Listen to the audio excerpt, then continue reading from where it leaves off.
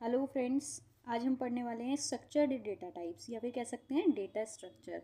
तो ये भी एक तरीका है मेमोरी में डेटा को सेव करने का, ऑर्गेनाइज करने का, ताकि हम एफिशिएंटली एक्सेस कर सकें डेटा को। इसके हम टाइप्स पढ़ेंगे कौन कौन से होते हैं। एरे फर्स्टली जो हमारा सबसे पहले आता है वो आता है एरे। तो देखेंगे एरे क्या होता है, उसमें डेटा को कैसे सेव किया जाता है, उसकी एलिमेंट्स को कैसे मेमोरी एलोकेट होती है, उसके एग्जाम्पल्स, ये सब हम आज देखने वाले हैं।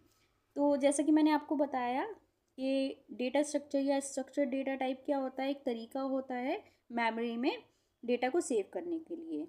लेकिन डेटा टाइप्स जो हमने पढ़े थे पहले वो भी वही तरीका था, लेकिन ये वाले थोड़े उससे डिफरेंट हैं। जैसे कि आप मान लीजिए इंट टाइप का डेटा बनाते हैं ए और उसमें 10 वैल्यू हम सेव कर लेते हैं। लेकिन इसमें हम क्या करते हैं, एक ही वैल्यू को सेव कर पा रहे हैं। अगर मान लीजिए हमें मल्टीपल वैल्यूज़ को सेव करना है, या तो हमें क्या करना पड़ेगा, बार बार हमें अलग अलग इस तरीके से अलग अलग वेरिएबल को क्रिएट करना पड़ेगा। अब मान लीजिए 10 करना है या 100 करना है, तो हम किस तरीके से इसको एक बार बार इसको राइट करते रहेंगे। तो ये तरीका हमारा सही नहीं है। अगर हमें बहुत सारे एलिमेंट्स को सेव करना है या बहुत सारे वेरिएबल्स को सेव करना है, जहाँ पे बहुत सारे वेरिएबल्स को सेव करना होता है एक ही टाइप के डेटा टाइप से, वहाँ पे हमारा आता है एरे। ठीक है, तो इसके कुछ पॉइंट्स पढ़ लेते हैं, देन देखते हैं कैसे इसमें मेमोरी एलोकेशन होती है।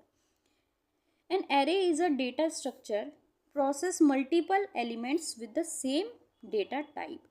तो अगर मान लीजिए बहुत सारे एलिमेंट्स को हमें प्रोसेस करना है, लेकिन उनका क्या डेटा टाइप ना सेम होना चाहिए। अगर इंट टाइप के हैं तो सारे इंट होने चाहिए, कैर टाइप के हैं तो सारे कैर होने चाहिए, फ्लोट टाइप के हैं तो सारे फ्लोट होने चाहिए। सेकेंड पॉइंट है each element of the array is given a number by which we can access that element.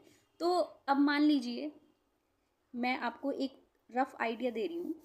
इस तरीके से मान लीजिए मेमोरी है, ठीक है, यहाँ पे इसके बाइट्स हैं, एक एक बाइट की इसकी स्लॉट है। ठीक है, अब इसको अगर मान लेते हैं ये जो एलिमेंट्स है ये सेव हो रहे हैं इसमें, तो इसको कैसे एक्सेस किया जाएगा। इनमें क्या होता है, कुछ नंबर दे दिए जाते हैं, जैसे कि मैं आपको बना के दिखा रही हूँ A5। इसका मतलब है हम एक डेटा टाइप बना रहे हैं इंट टाइप का, और उसमें हम कितने वेरिएबल सेव कर सकते हैं, 5 वेरिएबल सेव कर सकते हैं। यहाँ पे मैं मान लेती हूँ, आपको मैं लिख देती हूँ यहाँ पर कौन मैं सेव कर रही हूँ, 1 6 7 4 2। ठीक है, इस तरीके से मैंने इनको लिख दिया। अब ये क्या है, इंट है, तो इंट है तो एक एक हर एक एलिमेंट कितना स्पेस लेगा, 4 बाइट का। एक एलिमेंट इंट टाइप का 4 बाइट का स्पेस लेता है। तो मान लेते हैं अगर ये एक एक बाइट के हैं तो ये 1 2 3 4, ये यहाँ पर आ जाता है हमारा 1। ठीक है, यहाँ पे आ जाता है हमारा 1 2 3 4, यहाँ पर इतने पे आ जाता है हमारा 6 1 2 3 4, इतने पे आ जाता है 7, देन 1 2 3 4, इतने पे आ जाता है हमारा 4 1 2 3 4, और इतने पे आ जाता है हमारा 2। इस तरीके से हो गए हैं अगर ये, तो हमारा ये इंडेक्स कैसे शुरू होगा, फर्स्ट वाले को नंबर दिया जाएगा 0 एक्सेस करने के लिए, सेकंड वाले को 1, थर्ड वाले को 2, देन 3 एंड देन 4। तो ये 0 से स्टार्ट होते हैं इनकी मेमोरीज। ऐसे लिखा जाएगा A0 इज इक्वल टू 1 रहेगा। ठीक है, A1 ये इंडेक्स हैं, ये इंडेक्स ये दर्शा रहे हैं कि ये कौन से नंबर पर कौन सा एलिमेंट है। ये हो गया हमारा 6, A2 हो गया हमारा 7, A3 हो गया हमारा 4, और A4 हो गया हमारा 2। ठीक है, इस तरीके से इनको एक्सेस हम कर सकते हैं। तो ये लास्ट वाला पॉइंट यही बता रहा है, for an array of 10 element the first element is 0 and the last is 9। तो 0 से स्टार्ट होगा और 9 से ख़त्म होगा। ऐसे ही हमारा ये 5 का था, तो 0 से स्टार्ट होगा और 4 पे ख़त्म होगा। इस तरीके से इनके इंडेक्स बनाए जाते हैं। अब इनको एड्रेस कैसे मिलता है इन ब्लॉक्स को। अब मान लेते हैं हर एक ब्लॉक का अपना एक अलग एड्रेस है, इसको मान लेते हैं 100 है, देन 101, इस तरीके से यहाँ पर है 102, 103 हो जाएगा, यहाँ पे 104 हो जाएगा, 5, 6, 7, 108, 9, 10, 11, 112, 12 से 13, 14, 15, देन यहाँ पे 116, इस तरीके से शुरू होगा। तो फर्स्ट एलिमेंट का इस वाले का एड्रेस हमारा क्या रहेगा, जो इसका फर्स्ट ब्लॉक है ना उसका जो एड्रेस होगा वही इसका एड्रेस होगा, ठीक है, क्योंकि 4 एड्रेस तो हम नहीं लिख सकते। तो फर्स्ट वाले का एड्रेस है 100, तो इसका एड्रेस हो गया 100। इस वाले के फर्स्ट ब्लॉक का एड्रेस क्या है 104, तो इसका हो गया 104। इस वाले का क्या है फर्स्ट का 108, इसका हो गया 1012 और इसका हो गया 1016। तो इस तरीके से इनके एड्रेस होते हैं। हालांकि एड्रेस ऐसे नहीं होते हैं, लेकिन मैंने सिर्फ आपको रेफरेंस के लिए बता दिया है कि किस तरीके से इनके एड्रेस होते हैं। तो आपको ये पता लग गया है कि इंडेक्स जो होता है वो कैसे स्टार्ट होता है, 0 से लेकर जहाँ तक हमने लिखा है उससे एक -1, ठीक है, उनमें ये वैल्यूज पुट कर दी जाती है, मतलब ये वैल्यू इसके अंदर पुट कर दी जाएगी, ये वैल्यू इसके अंदर, ये वैल्यू इसके अंदर, ये वैल्यू इसके अंदर, ये वैल्यू इसके अंदर। और इनका एड्रेस कैसे होगा, हर एक ब्लॉक का जो हर एक डेटा का जो फर्स्ट ब्लॉक होगा मेमोरी ब्लॉक, उसका जो एड्रेस होगा वही इसका एड्रेस होगा। ओके, अगर हम इसको प्रिंट करवाएंगे कि इसका एड्रेस क्या है तो ये प्रिंट होगा, इसका एड्रेस ये प्रिंट होगा, ये इसका एड्रेस ये प्रिंट होगा, इसका एड्रेस ये प्रिंट होगा और इसका एड्रेस ये प्रिंट होगा।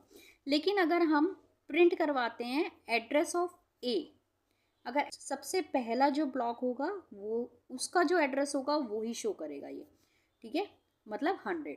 अगर हम एरे ए का एड्रेस प्रिंट करवाएंगे तो वो क्या प्रिंट होगा 100, मतलब कि फर्स्ट एलिमेंट का फर्स्ट ब्लॉक का जो एड्रेस होगा वो इसका एड्रेस शो होगा।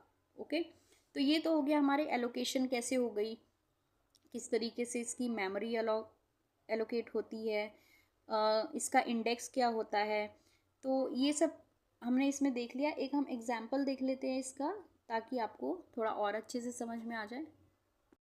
ये देखिए हमारा एक छोटा सा सिंपल सा इसका एक प्रोग्राम बनाया है। मेन को स्टार्ट किया है, यहाँ पे हमने कुछ नहीं लिखा है क्योंकि हमें कोई रिटर्न वैल्यू करनी नहीं है। तो ये ओपन होता है, इंट ए ब्रैकेट में आ गया 5। तो ये क्या है हमारा इंडेक्स है, मतलब कि ये हमें ये नंबर बताता है कि हम कितने एलिमेंट लेने वाले हैं। तो 5 एलिमेंट लेने वाले हैं जिसका इंडेक्स 0 से 4 तक रहेगा, जैसे कि हमने पहले देखा है। तो ये एक एरे बना दिया हमने 5 एलिमेंट्स का, ठीक है। अच्छा, एक बात और देखने वाली है कि इस तरीके से जब हम लिखते हैं और इसके अंदर बाद में वैल्यू असाइन करते हैं, 5 से ज़्यादा अगर हमने कर दी, लाइक 6 या 7 इस तरीके से अगर हमने कर दी तो ये एरर दे देगा, ठीक है। और एक और बात, अगर हमने इससे कम करी तो एरर तो नहीं देगा, लेकिन क्या होगा, मेमोरी जो हमने एलोकेट कर दी पहले वो वेस्ट हो जाएगी। जैसे मान लीजिए हमने 5 का लिया, तो 5 के लिए 4 बाइट के हिसाब से, मतलब कि एक हमारा एलिमेंट कितना बाइट लेगा 4 बाइट्स, तो 20 स्लॉट्स बन जाएंगे, 20 बाइट्स बन जाएंगी। अगर मान लेते हैं हम सिर्फ 2 ही एलिमेंट पुट करते हैं, 1, 2, 3, 4, 5, 6, 7, 8, 9, 10, 11, 12, 13, 14, 15, 16, 17, 18, 19, 20 इस तरीके से होंगे।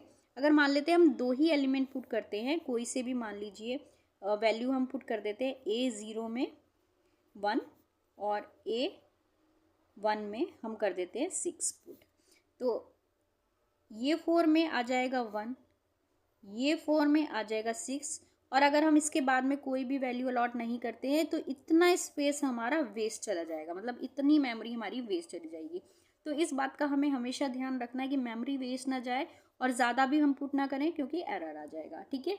तो इस तरीके से, क्योंकि ये पूरा हमें मिल जाता है, जैसे ही हम इसको डिक्लेयर करते हैं ना यहाँ पे, तो ये स्पेस बन जाता है कि भाई इतने स्पेस को हमें यूज़ करना है। तो यहाँ पर आता है, एक हमने वेरिएबल ले लिया है नॉर्मल इंट टाइप का आई। अब यहाँ पे हम फॉर लूप चलाते हैं, जैसा कि हमने फॉर लूप पढ़ा हुआ है किस तरीके से काम करता है।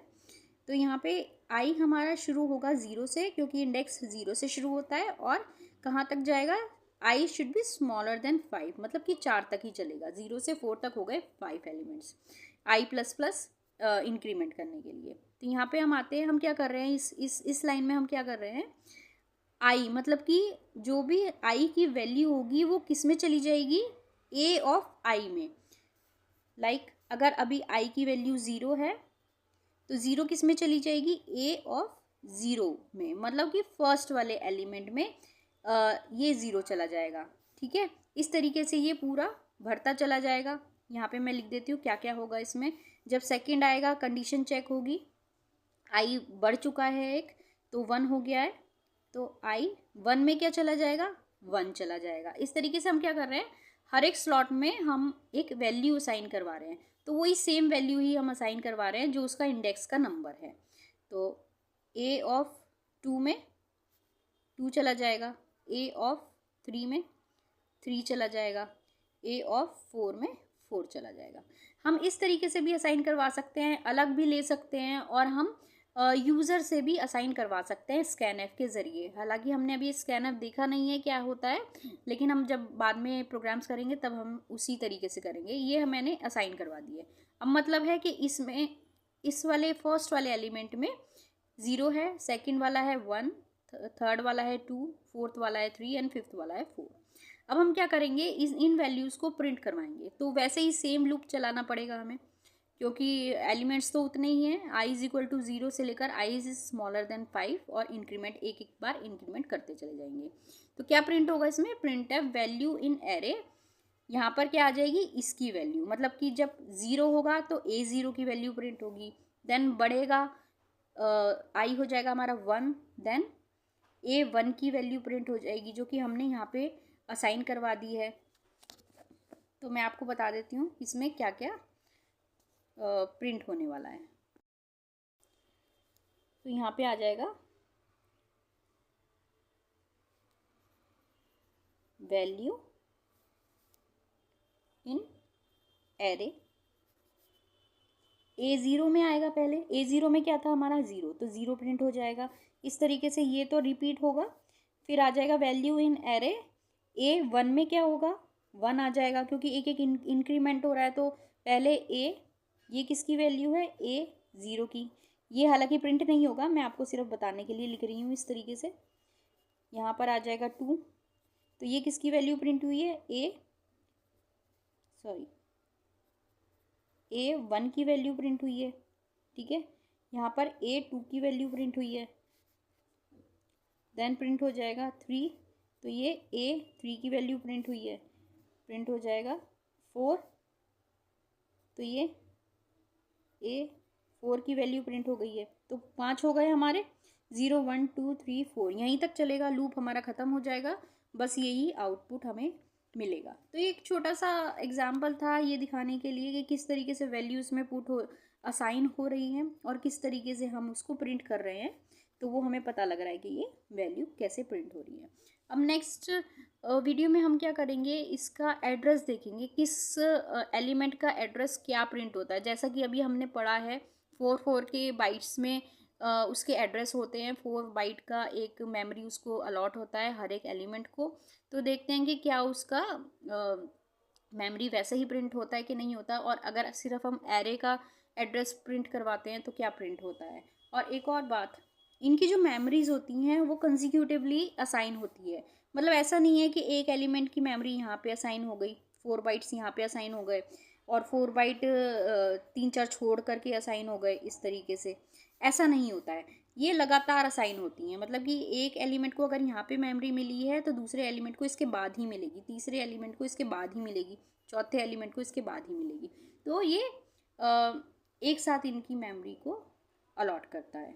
ठीक है, अगर आपको कोई प्रॉब्लम हो रही है इसमें देन आप मुझसे पूछ सकते हैं। हालांकि ये थोड़ा सा नया टॉपिक है तो वाजिब है कि आपको थोड़ी बहुत प्रॉब्लम हो सकती है। और जब हम इसका प्रोग्राम करेंगे, मल्टीपल क्वेश्चंस करेंगे, तो आपको हर चीज़ एकदम क्लियर हो जाएगी। Thank you.